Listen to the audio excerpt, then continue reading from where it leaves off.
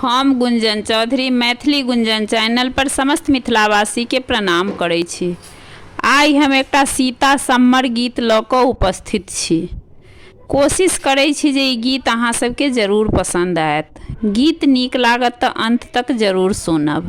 राम जोरे बनाए जनकपुर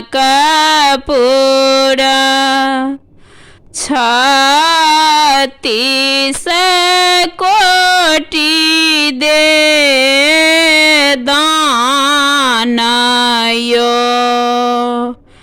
राम जोड़ी बनाए जनकपुर 36 कोटि दे दानयो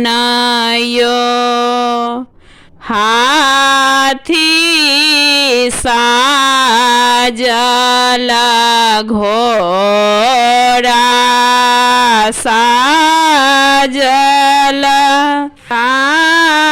साजल सए बड़िया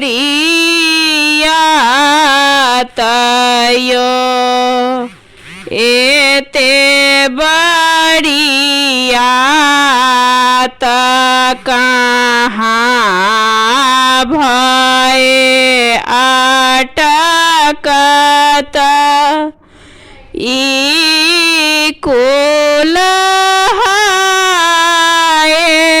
तनिंदायो अगम संगम न देखुनाएब त्रिभुवन करनी घाटयो एते बड़िया त ओतहि भय अटकत सीता के होए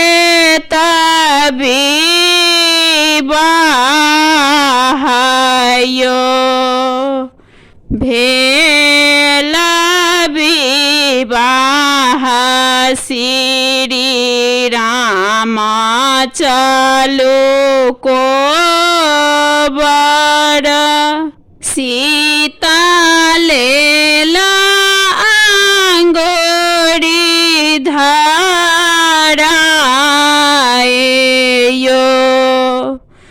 जे हो सीता सामरी गावी सुनाओला तीन को है तब कुंठ बासयो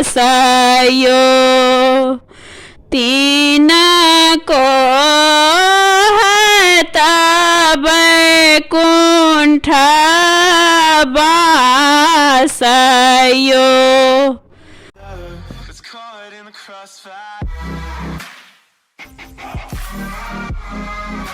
It's caught in the